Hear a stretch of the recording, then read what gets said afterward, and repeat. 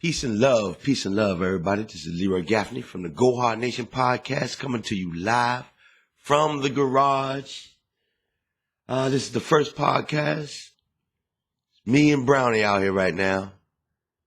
And we just chilling, man. It's a beautiful day outside. Wonderful. Got to be at least 70 degrees outside. Oh, man. Fresh air. Can't beat it in Virginia. 1 minute it's hot. 1 minute it's cold as shit. But we work through it. And we have a ball at the same time. All right. What's the topic for today? The topic for today was, I got all these notes. It's going to be about corner to power, nihilism, pictures of Sigmund Freud and Nietzsche and all kind of stuff. But before I do all that, first thing I need to do is I would need to talk about yours truly, Butterscud, the neighborhood thug, better known as a little Leroy Gaffney to some family members and friends. Where should I start? Oh, man. I think I'll start from the beginning. I'm going to start with admirable character. We'll start with my parents. First one being Big Lee. He was a troubled man. He went away. Well, he was born in Newport, Rhode Island, and he was born to a single-parent mother. And he grew up, dare I say spoiled? But yeah, maybe he was spoiled. He believed that, the world kind of owed him something. He never really said what it was, but he felt as though the world owed him something. At least that's what he portrayed to me. And he grew up with a little chip on his shoulder, but he was definitely what we would call, and I hate to say it, a mama's boy or a young simp at the time. I know it's rough, and I know we shouldn't talk about our family members like that, but if I'm gonna do this show, I gotta be honest. And my father was flawed, yet he was a very pivotal person in my life. So he was born in Newport, Rhode Island, and he had his mother and he had his grandmother. For reasons that were not told to me, his father and my grandmother were not together. I wasn't privy to why. And nor did I ask because it was none of my business for real. But, for the sake of this, I'm going to tell you, they broke up. So, with him being a simp-like guy and a mama's boy, and a mother that was very, could be very manipulative at times, very difficult. They lived with my grandmother where my great grandmother where they definitely spoiled my father. So, that being said, he knew that he couldn't be up under my great grandmother and my grandmother and living in Newport, Rhode Island without, growing, masturating. So I guess he felt as though it was time to move on, so he joined the military, where black men, when they first join the military, the first thing they do is they go to war. And they go to war ill-equipped with the faculties to handle war. So when they go into these war zones and they see these atrocities and these murders, and this was a man that was in an airplane that was shot down twice. So I know he's gone through some traumatic times. And at this time, he's over in the military, so he comes home for one of the times and he meets a lady. This lady's name is Zet. We're going to call her Zet G. This lady is my mother, another pivotal yet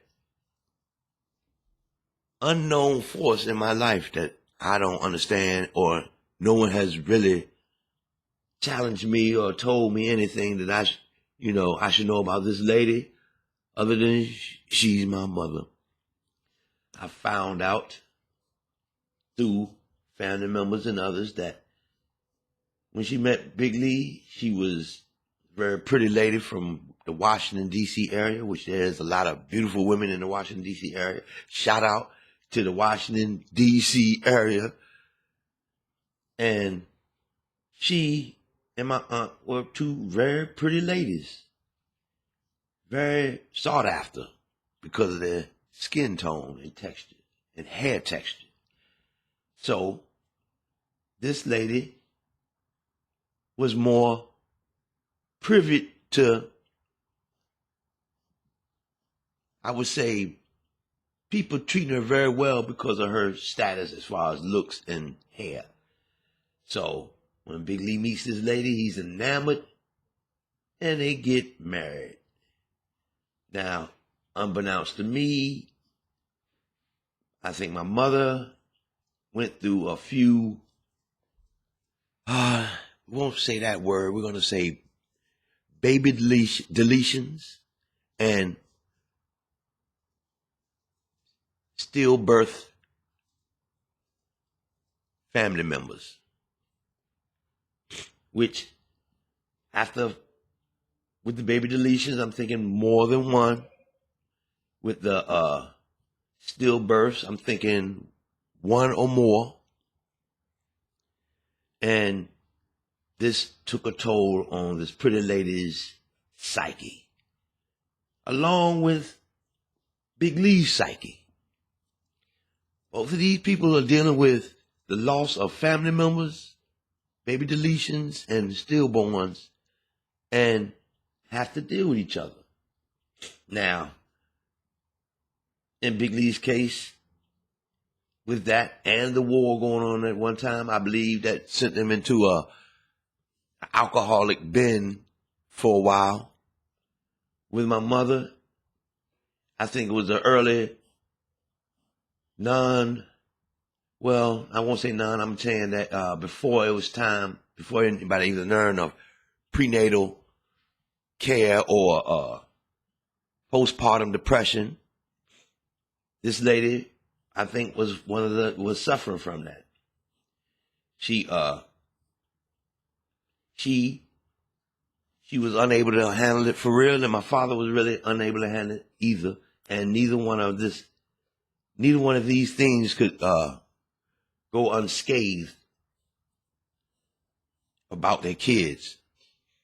So to sit here and say that that had nothing to do with me and my sister's upbringing, I would be remiss and be lying in certain areas about what I'm talking about. But that's neither here nor there right now. Right now, we're going to figure out what's up with Big Lee and what's up with Zet G. I'm being as subjective and objective. I mean, I'm being more subjective than I could be, but for now, I'm leaving me and my sister out of this. But with these two things looming in the forefront and back front of their lives, they were unable to match, which I could consider an issue with me and my upbringing. But we're going to keep it on Big Lee and Zet. These two people had to get along in the 70s, 60s and 70s and 80s with two kids that may or may not have been wanted. But me and my sister made it through these deletions and these stillborns, which makes me feel as though I'm special because I made it through a war that was going through with these two people before me and my sister were even born. So, fast forward to the birth of me and my sister. It could be debated if we were planned or not, or wanted or not, but we are here. With a lady that I feel as though at the time was going through what we call now postpartum, postpartum depression, and a father that's going through a PTSD situation stemming from his Vietnam stint. So, at this time, we're dealing with two people, and me and my sister is here, and honestly, you guys, we was treated like shit. That's the only really thing that I can really come up with, is that we was treated like some shit. We was used more as pawns than as kids at times, and we was neglected. We were undiagnosed, and we suffered from a few things that, hinder us in having decent relationships with people right now, because we are untrusting of people, untrusting of relationships, because we have two people that clearly are mentally challenged and have issues with relationships and friends and family and stuff like that. So they tend to ostracize the people that were on their side, like my grandparents, my uncles, my aunt, and my grandfather. So once we come up pretty much looking for attention and trying to stay out of trouble, because at this point in time, me and my sister were being ruled over strongly, and capital punishment was the option of the day for us. So, with this being said, we stayed out of trouble so that we could stay away from ass whipping. Ass whippings were common and ready for the public taking. These people were ready to whip our ass at any single moment over any single thing. It could be from peeing in the bed, to not washing your clothes, to getting bad grades in school, which we didn't. But even if I got a B, it was an ass whipping on the way. And I lived in total mental fear of any day I could be catching one of these ass whippings that everybody was so ready to give me, man. Big Lee, he kept a belt. He kept a belt jingling every time he walked by us. A mother that was so ready to whoop our ass that we didn't even know what the fuck we did. But we was told, go in your room because y'all got an ass whipping coming. So, me and my sister, smart people that we are, we adapted to that. We adapted to okay, these people want to whip our ass for nothing. But absolutely nothing. Whatever pisses them off, they want to put that ass whipping on me and my sister. And I was like, okay, we're going to stop doing the things that give us ass whippings. We're going to stop being bad. So, that's a tall task for 7, 8, 9-year-olds who, we love to get into stuff.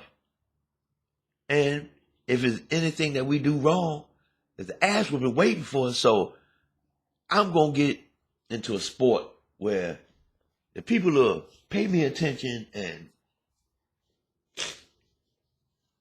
to stay off my back. I can get out the house for a little while and not catch these ass whippings because of something that they felt was wrong, even with each other. So I joined. When my father was, as a way of trying to get me out the house, he said, "Well, let me take you to football practice." So I was about 7, 8 years old, and I took a liking to the sport. The reason I liked it is because it was violent. I could be mean. I can hand out the ass whoopings that was meant for me to others. I can get the accolades from coaches if I do the things right. I can get accolades from adults because I do things right. So I'm saying to myself, it's the perfect sport for me. I had a little size too, so, man, I took to the defensive line, which as you know of any kid, you go to the defensive line when you don't have a parent to root for you to go play running back or quarterback or wide receivers and linebacker. So the player with the least political pull on that team plays line.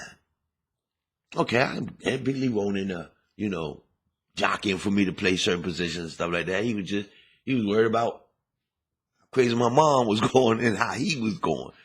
So I get out there, get on that line, man. I'm like, man, I'm going to make the best of this.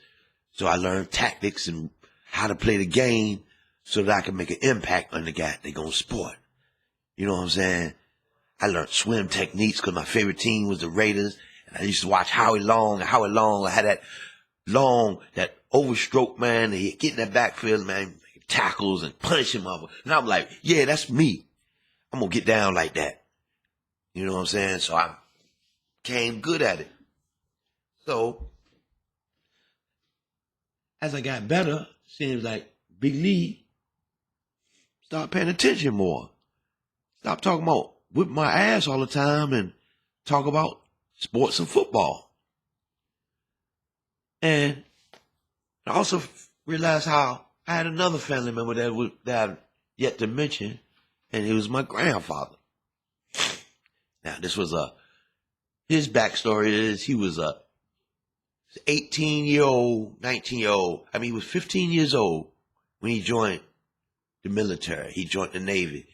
He lied on his papers saying that he was 18 when really he was 15, and he left and he went to war, the Korean War, and became a high-ranking black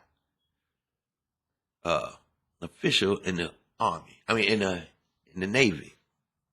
So I think he was a chief, and because he used to always call him chief.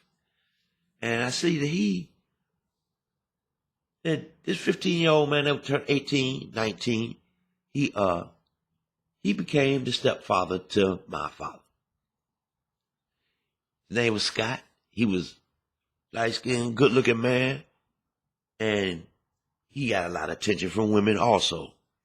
But he was also a man of honor, and he was also a man of what's the word I'm trying to say? He's also a man of he was driven. He was stern, and he was he loved the way of the military, so he liked order. So when he saw my father, he adopted him.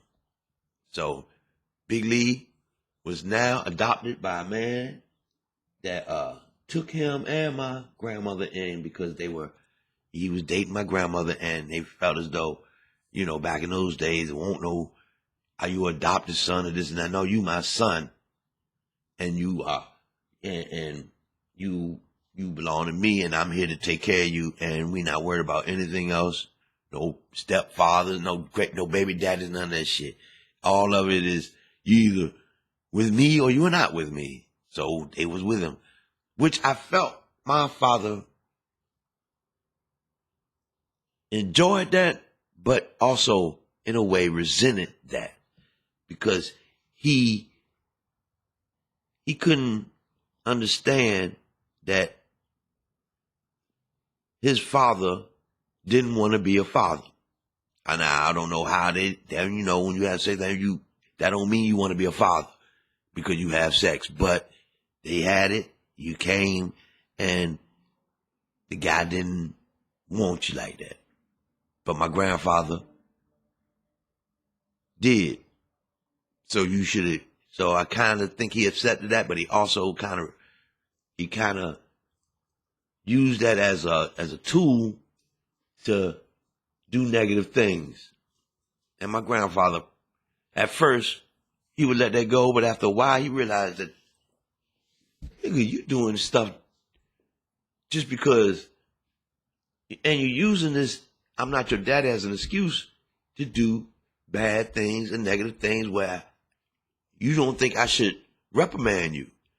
And that ain't gonna go well with an old school cat from South Carolina, Orangeburg, South Carolina to be exact, where they was hoping that, give me a reason to whip your ass, and that's what it was. But okay. Once we realized Big Lee was adopted and he was moved into the Northview area of Virginia, where most military cats go, that's in the Navy, they felt as though, okay, got a nice family here and everything, but a few things, being an adult, but in this South, it's not segregated Mississippi, Alabama type South. It's more of a diverse black and white area, yet it's always known to be very, very contentious amongst blacks and whites here. And that's because we all trying to get the piece of the pie. So it's a tough, rough area, not quite as they come out and call you a nigger or anything like that, but they will debate you and fight you every step of the way and will reprimand you to the fullest extent of the law in Virginia, especially in Norfolk and Chesapeake, Virginia. So, with that being said, I got the attention of this man, my grandfather, because of my ability to play sports. So, I always remember, so back in the days, he took a liking to me, and he was protective of me. He was protective to the point that if I was one of those kids, if people was in my face, grown or not, his favorite words was, get out that boy face.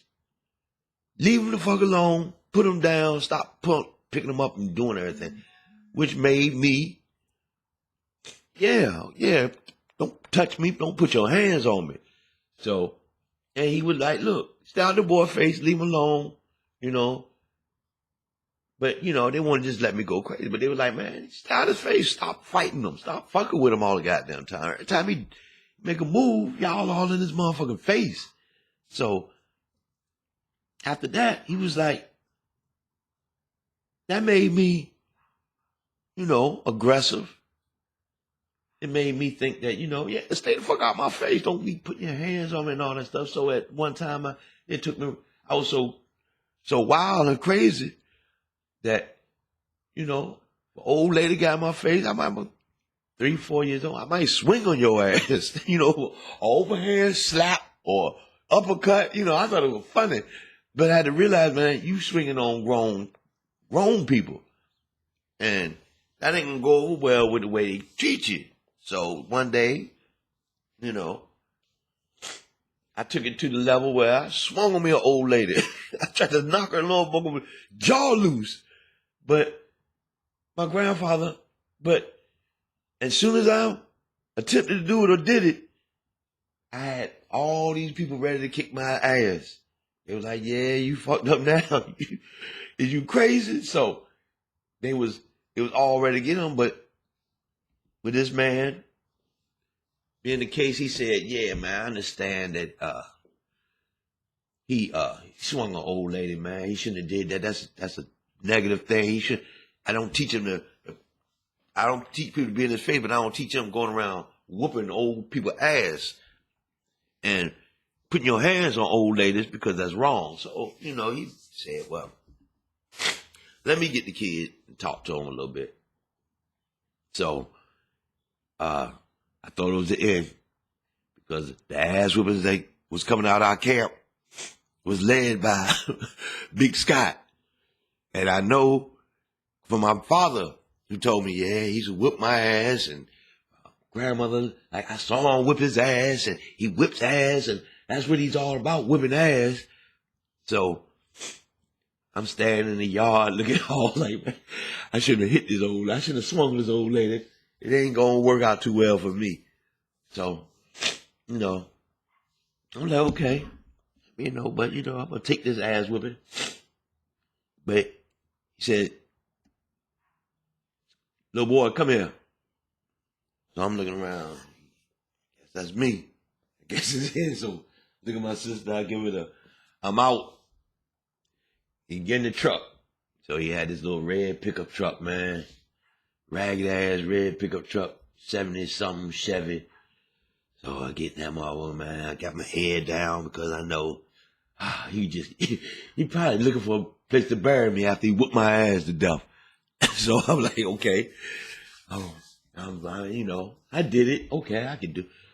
So the whole time I'm waiting for this ass whooping, he's driving. He goes to the store. And he says, what do you want? So I said, what I want? I want to leave. I want to go back home where I'm safe. Yeah, no, what you want? He said, man, you know, be a soda. So I said, so he said, man, I got you. So we going to get the soda, and he come out and be like, look, he gave me the soda. He's like, look, I know, everybody's mad at you. You know what I'm saying? I'm not the happiest with you, but I ain't like that lady anyway. I hope you knock them over your head off, but you got to learn that you keep your hands to yourself, and people should keep their hands off of you. And that was what he taught me. He said, keep your hands and your feet on the ground, and don't let nobody put their hands on you. So I said, well, okay, but you're saying don't hit women. He said, keep your hands to yourself and don't let nobody put their hands on you. Do not make me repeat myself. So, okay, hold on. He was always but he taught me, keep your hands to yourself and don't let nobody put their hands on you. Nobody. And I learned from that nobody's above an ass whipping. Not me, not you, not him, not anybody on this planet. And I took that to heart. Now, that kind of sentiment can get you locked up. But that's why I keep my bail money around, so that I can keep that sentiment alive. Because nobody is supposed to put their hands on you. You keep your hands off of them, and they keep their hands off of you, and everything can go well. Unless they don't understand that you are protected in his eyes. And that's all I wanted to do, is be protected in his eyes. Fuck the law. Fuck what anybody else said. In his eyes, he was like, if you keep your hands to yourself, and they don't put their hands on you, you can work your way through any situation until they put their hands on you. That's when I knew, nigga, you go hard. That was where I got the go hard situation, the go hard nation sentiment, because at that point in time, I realized that this world, if you're weak and you feel as though you can let anybody do anything to you, that certain groups can do things to you that you can't do to them, then you are what we'll call powerless. That's where the Go Hard Nation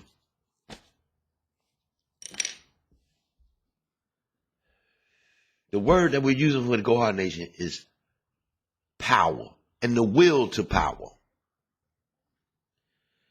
Damn, it's been 30 minutes, man. Time has flown. This will be the first of the Leroy Gaffney Will to Power podcast. And I hope that we could, we're going to do some more and we're going to get this up. I know ain't nobody watching because this is my first podcast and this is the first one I did. So hoping I can do a little editing. Hoping I can get everything right, man. I think the lighting is good in here. Brownie's happy outside laughing and giggling like a dog should. And I felt a little better because it took me a little time to get this together. And I thought I was going to be hesitant. I thought I was going to, not be able to get to the point. But I think I got to my first part of the point. I think there's 3 more sessions I need to do at least of my introduction. And glad you're tuning in. I hope that you're having a wonderful day. And from the Go Hard Nation podcast, this is Butterscud, the Neighborhood Thug, signing out. Peace and love.